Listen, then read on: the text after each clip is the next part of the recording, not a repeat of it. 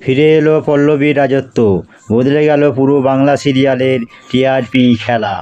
কে হলো বেঙ্গল টপার, কার রেটিং নামলো একেবারে তলানিতে, আর সেরা দশে কোন কোন ধারাবাহিক জায়গা করে নিল, সব জানাবো আজকের এই ভিডিওতে।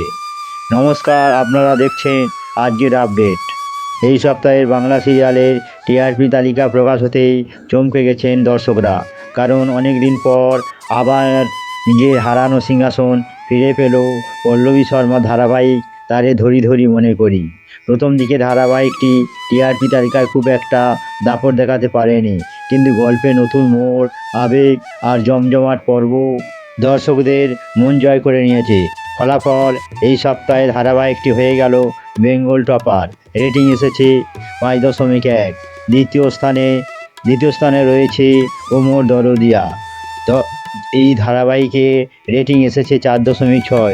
দর্শকদের আবেগ আর সম্পর্কের গল্প এখনও দারুণভাবে টানছে দর্শকদের।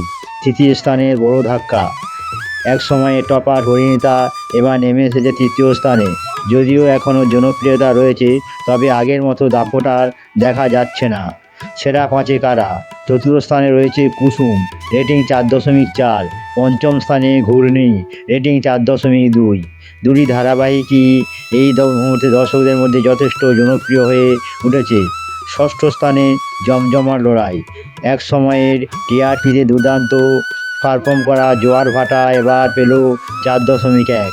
অন্যদিকে একই স্লটে থাকা পরশুরাম এবং প্রফেসর বিদ্যা ব্যানার্জির প্রথম 15 মিনিটে মিলিয়ে রেটিং এসেছে 4.1। অর্থাৎ এই স্লটে জি বাংলা ও স্টার জলসার মধ্যে হাড্ডাহাড্ডি লড়াই চলছে। চর্চায় কমলা নিবাস, পরমব্রতর উপস্থিতি, হঠাৎ মৃত্যু এবং নিম্ন মধ্যবিত্ত পরিবারের বাস্তব গল্প, সব মিলিয়ে এখন সবচেয়ে আলোচিত ধারাবাহিকগুলোর মধ্যে একটি কমলা নিবাস। এই সপ্তাহে এর রেটিং এসেছে 3.7। মজার ব্যাপার হলো একই রেটিং পেয়েছে লক্ষ্মীর ঝাঁপি।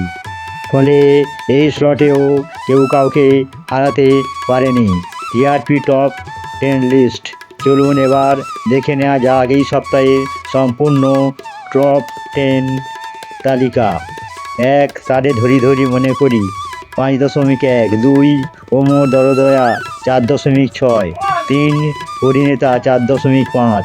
4, কুসুম 4.4। 5, ঘূর্ণি 4.2। 6, জোয়ার ভাটা পরশুরাম এবং বিদ্যা ব্যানার্জি 4.1। 7, প্রফেসর বিদ্যা ব্যানার্জি ও গঙ্গা 3.8। 8, কমলা নিবাস লক্ষ্মীর ঝাঁপি 3.7। 9, প্রতিজ্ঞা সংসারের সংকীর্তন মনে দেখা আলো 3.5। 10, কম্পাস লক্ষ্মীর ঝাঁপি 2.7। সবচেয়ে বড় ধাক্কা, এই সপ্তাহে সবচেয়ে বড় ধাক্কা খেয়েছে কোণে দেখা আলো। রেটিং নেমে এসেছে মাত্র 3.5।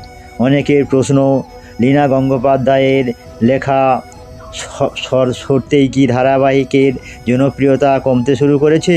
চিরদিনই তুমি যে আমারের অবস্থা খারাপ। অন্যদিকে শট বদলে সন্ধ্যা 6:30 যাওয়ার পর চিরদিনই তুমি যে আমারের অবস্থা আরও খারাপ হয়েছে।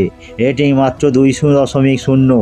তবে আর্য অপর্ণা জুটি এখনও নিজেদের স্লট ধরে রাখতে সক্ষম হয়েছে। আপনাদের মতে এই সপ্তাহে কোন ধারাবাহিকের রেটিং সবচেয়ে বেশি পাওয়া উচিত ছিল, আর কোন সিরিয়াল আপনাদের সবচেয়ে প্রিয়? কমেন্টে অবশ্যই জানাবেন। ভিডিওটি ভালো লাগলে লাইক, শেয়ার আর সাবস্ক্রাইব করতে ভুলবেন না আজকের আপডেট চ্যানেলকে। ধন্যবাদ।